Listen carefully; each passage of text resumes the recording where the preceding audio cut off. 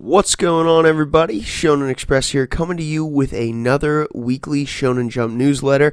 I'm super excited to get into this. There's a lot that went down in this week's weekly Shonen Jump. So I'm excited to get into it. So let's just jump in. So this week the cover page went to Dr. Stone. This is actually the second cover page Dr. Stone's gotten recently in my memory, which is kind of surprising. Dr. Stone doesn't normally get the color page, so it is cool to see when these series that tend to not have these front page spots do get them. Dr. Stone, obviously a crazy successful manga. I'm not trying to say that, or I'm not trying to say it isn't, but it just doesn't normally get the front page. So it was cool. It was cool to see it there. Cool to see it have a cover page spot. And the first thing I want to talk about is the two color page spread that we get for this chapter, where it looks like Senku has built some dimensional portal and he's saved Ace from getting killed by Akainu. That was really, really funny to me. Not just funny, it's I love the way that Boichi draws Ace. I really like him. He looks so cool, and so I really wanted to highlight that color page here, and it definitely deserves recognition. It's so detailed the way Boichi draws stuff, and so I thought it was an awesome color page. But getting into the kind of the meat and potatoes of the chapter here, last chapter they found the mountain of Medusa items, right? And I love, so they're testing them out, and I love there's one scene where Taiju keeps jumping into the different spots and just yelling 1 meter 1 second, 1 meter 1 second to see if they will go off. And he's like, if I turn to stone, turn me back. It was really funny to me to watch it happen. Obviously, all of the Medusas are dead. Their batteries are gone. And that makes sense because they petrified the entire world at one point. But I just love to see... Taiju makes me laugh every once in a while when he does some stupid kid thing like that. I really like to see that. And of course, I love the little medalist thing with Gen and Dr. Zeno, where Dr. Zeno's trying to pocket Medusas, and Gen's like, let's not have him do that. And obviously Senku's like, hey, I don't care. If he wants to take the Medusa, let him take it. It's not effective anyway. And if he's going to help us, let him help us. And so I thought that was cool. But the main thing about this chapter that I really wanted to highlight that I thought was cool is I actually every once in a while, Dr. Stone teaches me something about the real world that I didn't know. And that's stealth ships, right? So we see them build a stealth ship, and specifically, later, they coat it with the Medusa that makes it perfect, but they build a stealth ship, and they're saying that the way to not be detected by radar is to have these sharp angles so that the radar bounces off in different directions and doesn't go back to the sender. And I thought that was super interesting. I had never heard that about radar, or that's how stealth vehicles, stealth ships work. And so it was really cool to see that played out in this manga. Dr. Stone does these science things that are just super cool to me. I really like learning stuff about the world that we live in, and I love it when it can come through manga, a medium that I really love. But yeah, so we learned that, and then obviously, like I said, they covered it in the Medusas, because the Medusa is got this shape that is perfect for reflecting radio waves, so it doesn't, or radar waves rather, so it doesn't it is completely stealth. And so I like that. I like the way it looks, and that was cool. But overall, it was a good Dr. Stone chapter this week. Definitely this is a manga that deserves the cover page, and it's one I don't highlight all that often, so I'm glad I got the chance to highlight it as a cover page. So yeah, it was a good chapter. As far as new things running in the manga right now, there are nothing new. Nothing was new this week. Although I do hear that we are getting a new manga next week, though. I could be wrong about that, but I think we are. Let me know down in the comment section if you do know. I don't actually know the name of it. I don't think it has, at least from what I saw, I couldn't find an English name. I just saw the Japanese transliteration of the word. So I don't quite know what it's called right now, but if it does come in the magazine next week, I'll obviously be talking about it. On top of that, we did have something end, though, this week, and that is Moriking. Moriking did finally end this week, and I say finally, but I don't really mean that. After 35 chapters, Moriking goes out, and it seems like these gag manga... I've been one that said this magazine has a lot of gag manga going on in it right now. And I thought that if we were going to phase something out, it would be these gag manga. And so Moriking is the second casualty of that. A Gravity Boys obviously going out 2 weeks ago, the last time the magazine was made. But Moriking went out this week, and so we will highlight its last chapter, as I do for all these that end. It was a good chapter. It was a good wrap-up chapter. It was a good conclusion chapter. So I love that Shoda rather, is like super interested in bugs, and he's still like, that's his dream. He wants to learn about bugs. I really like this interest in something that maybe most of us would consider mundane. And so I like that Shoda, even though he's almost in high school, so I'm guessing he's like 13 or 14, he's still interested in bugs like he was, and I really like that. I liked seeing all the bugs in their human forms, like, and where they fit in society. It made Oki kind of like creepy, but with his relation to Sakura. But I still liked seeing it. I liked all of that. All of them being real people now. And I also really like that Moriking chose to not become a person. He chose to remain a bug, and he liked that position, and that Shoda was okay with it. Shoda understood, and I loved that connection between the two of them. I thought that was really a really cool way to end off this manga. And then, of course, at the very last panel of the manga, they find Moriking in the forest, completely naked, because he's a bug.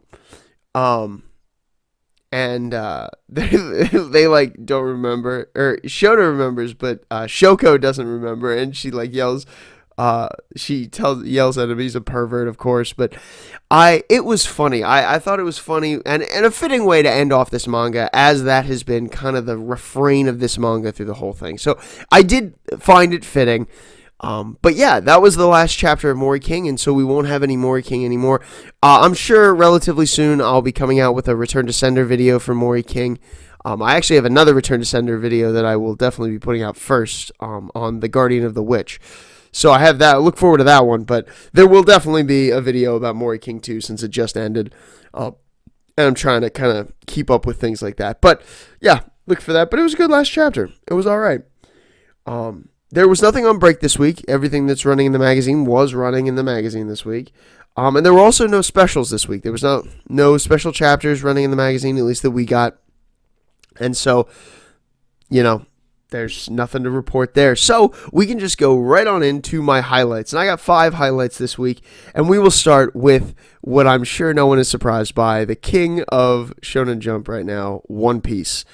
I love One Piece. I feel like I say that every time this comes up, but I really love One Piece. And this chapter was amazing. It was, in my opinion, it was just as good as chapter 1000, if not a little better. So let's get into it. First of all, the cover page, I loved Jinbei sitting on the jellyfish. I loved looking at that. That was so cool to me. I really liked it. It just looks so nice, So I really liked that. On top of that, getting into the meat of the chapter, Kaido looks at Luffy in this one panel, right? And I'll probably put it on the screen, but he looks at Luffy and he sees in Luffy like these other people that I assume Kaido has either fought or like encountered in the past, and compares him to them. And the list of people, of silhouettes in that shot, is Whitebeard, Odin, Shanks, Roger, and Rocks. Like, that is an incredible list of characters to be compared to. I'm glad that Luffy is on this level in Kaido's mind. I think that Luffy deserves this. But it was just so cool to, like, see it happen. You know what I mean? So I really liked that. I also loved... See, I actually like that Zoro is here. I like that Zoro and Killer are here. I think that they're going to add something to the fight that the other three... don't necessarily automatically bring, but I think the other 3 are the main ones. But one of the things that Zoro did this chapter that I really liked is Zoro cut Prometheus in half using Kinemon's Foxfire stuff. I loved that. I loved that Zoro like picked up a technique from Kinemon and can use it to specifically, take a notch out of Big Mom in this specific way. I really liked that. I thought that was really cool. I wanted to highlight it, and I also loved Big Mom shoots the fireballs at Kid, Luffy, and Law, right? And I love that Luffy's like, if you move, you you lose, right? And the other two are like, this is dumb. But then we get that panel. We get the 3 panels of all 3 of them making that face, like try to edge away from it a little bit. And then eventually they get hit, and Zoro's like, what the heck are you guys doing? Like, I really like that about this chapter. I thought that was super interesting. So it was funny. It was like humor added into a very serious conflict that we have going on. So I really like that. And then of course we get the panel, that 2-page spread where the big 3 there are powering up. We see that Punk Rotten, that kid's like final form, he makes this mech, which is really cool. I like that he's using his magnetism powers like that. I like to see it used that way. We see Luffy goes gear 4th and is ready, and Law activates his room and is sitting on a rock. But I did notice that above Law, there are like those rock shards, like almost floating in midair, I think, like ready to hit Kaido. So I love this, specifically as a big Kid fan. I love all the more that we can see about Eustace Kid. And so this obviously we got to see some of his technique, and even some of his technique being used in this chapter as well. And then the final 2-page spread where Kaido and Big Mom, Kaido's in his dragon form, Big Mom's or his fish form. I don't know what we call that anymore. I'm still calling it a dragon form, but Kaido's in dragon form, Big Mom's like ready to go, and they are faced off against these 3. And from this point on, we are in a huge battle. I'm so excited to see where this story goes. This chapter was amazing. Definitely deserves a highlight this week. And like I say every time I mention One Piece, if you haven't read One Piece, read One Piece. It's so good. You're gonna love it. So definitely do that. But this chapter was amazing for sure. Then moving on to my second highlight, I have Mashle, Magic and Muscles, right? I've actually been highlighting this manga a lot recently, but it's because as one of my friends says, it's becoming more shonen-y, and I'm a big shonen fan. So I really like what they're doing with this chapter specifically. So I love I think his name is Margaret. The musical note guy. I actually really like him. I'm very interested to see what you like, to find out more about him. I like that he's kind of like, he's so powerful. He could be a divine visionary, but he doesn't care about it. I think that's cool. And I like Ames a lot too.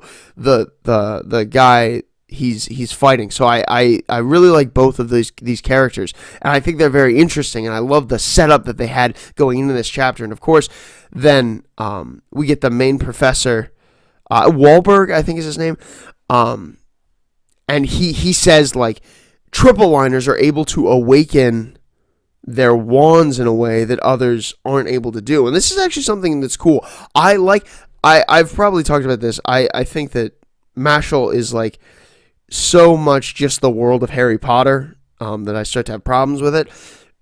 But I like when it deviates with things. And this is one of those instances. Like, Harry Potter doesn't do anything like this with the wands. So I love that it's deviating like that. I do have questions about Wahlberg, though, because it appears as if he is just a single liner. And as, like, the headmaster of the school, I kind of expected him to be, like, one of the most powerful characters in the series. And I think he is, but I'm interested to see, maybe he hides the other lines or whatever. But I'm interested to see more about Wahlberg. But that's not what this chapter was about, so we'll ignore it. But we do get to see Ames awaken his wand, and like his connection to Ares, like the god of war in Greek mythology, is really cool. And he gets that like trident like thing in his hand, which looks so cool. And then that final attack, that black partisan attack, just giant axe comes down and like comes at this Margaret. I loved seeing it. It looks so cool.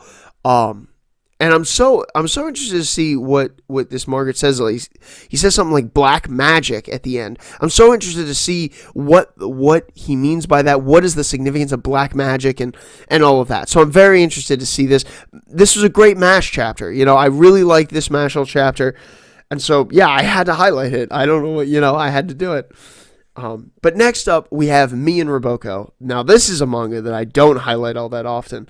I used to highlight it more often, but now I definitely want to highlight it. This chapter was everything I love about Me and Roboco in one chapter, right? So, First of all, my favorite characters, the characters I think are the funniest and the gag I will laugh at every single time is when Gachi Gorilla and Matsuo, Bando's friends, when they like do something that like might be perceived as mean but is actually kind. And that was this whole chapter. I loved this whole chapter. So first of all, the whole premise of like Bando is so useless if Shonen Jump doesn't come out that he like forgot his pants, which is insane to me. So he doesn't have, like, he's not wearing pants. He's just in his underwear. And they're like, we got to get pants on this guy. He can't know that that's what we're doing, right? So I, like, the whole mission to do that. And then when Madoka shows up and Gachi Gorilla is, like, doing the Buddha thing, like, all around Bando, like, super fast. I love that. And then Matsuo is, like, trying to crunch these calculations, like, some kind of super genius, like, Death Note levels of planning. And I really thought this was super funny. And then, of course, that very ending panel where they almost like in like a sports manga or like, you know, I feel like I've seen like this might be a direct reference to Haikyuu, but where they like sweaty and they like high five each other in this dramatic fashion. I loved seeing that. This chapter was just really funny to me. As a gag manga, that's its goal, right? It wants to make me laugh, and this chapter made me laugh a lot. So it was a great me and Roboco chapter. So I really wanted to highlight it this week because I really thought it was funny. But yeah, moving on, the next chapter I want to highlight is Black Clover. So this is another series that doesn't get highlighted all that much on my channel, but I think definitely deserves it. Black Clover is a great manga. If you haven't read it, definitely read it. It's definitely worth the read. But Black Clover was really good this week. First of all, I want to talk about Noct and his magic, like that armor fortress he makes. He's just so cool. I want to know so much more about him. He seems so incredibly cool to me. And the fact that he's able to stand up to that Dark Triad member, like, that's so cool. He's just really cool. He can't injure him, of course, but he can stand up to him, and that's really cool. But the main thrust of this chapter wasn't that at all, although I do think it's super cool. It was all about, I believe he's called Jack the Ripper. He's the leader of the praying mantises, right? The green praying mantises or whatever. He's the captain of them, right? He's kind of the shady guy. He makes like blades and stuff, and we get his backstory, which is something I honestly didn't know that we would ever get. I love that we're still getting backstories on these characters that are like kind of, you know, characters I just never thought we would. I really like that. His dad was a hunter and like only took down game that he could manage, and I love that Jack ended up being so much the opposite of that. He ends up taking that giant bear down, and like he enjoys that thrill. And obviously we see him stand back up and say like, the strong are those who keep killing the ones in their way and keep going. It was really cool. It was a super cool chapter. I love that we got that backstory with Jack. And so I wanted to highlight it here because I definitely think it definitely deserves it. And the last one I want to highlight is one I've been highlighting a lot just to put it out there. But it's Hardboiled Cop and Dolphin. I do really like this manga, and I have been highlighting this manga a lot because I think that the current arc that it's in is super cool. So I want to talk about it again. This whole fighting style that this division, I keep forgetting the name of the division. It's like IMU or something, like Marine Unit, Mobile MMU, whatever. The you know who I'm talking about. The police officers that are like specifically Marine based, right? Her fight was so cool this chapter. She's like, I love this fighting style. I love that they're able to like use the resistance of the water to help them fight, and that was really cool. Samejima getting up after he's been poisoned like this. He just is really cool. I love his toughness. I like him as a main character. I really like it, and so I wanted to talk about that too. And also the fish gang, right, that Kamuro obviously is leading. I love that there's this criminal world going on here, and we're using all kinds of pieces, and we're meeting all kinds of different like fish people that are, you know, part of this ocean gang world. And I it's so interesting to me. I really enjoy it, and I always look forward to seeing it happen, you know what I mean? So I definitely really like it. And this chapter was really good, so I wanted to highlight it. But that's all the highlights I have for you this week. And in fact, that's all I have for you this week. Like I said, I think there's a new manga coming out next week, but I'm not sure. Let me know down in the comment section if you do know. But yeah, hey, thanks so much for watching this video. Please, if you have anything to say, leave it down in the comment section. I love to interact with your comments as much as I possibly can. So definitely leave a comment down there. Also, like this video and subscribe to my channel. I bring you these weekly newsletters every single time a weekly Shonen Jump comes out. As well as, all these side video projects I'm working on. If you haven't caught the Pillow Fort podcast, definitely do that. That's on this channel as well.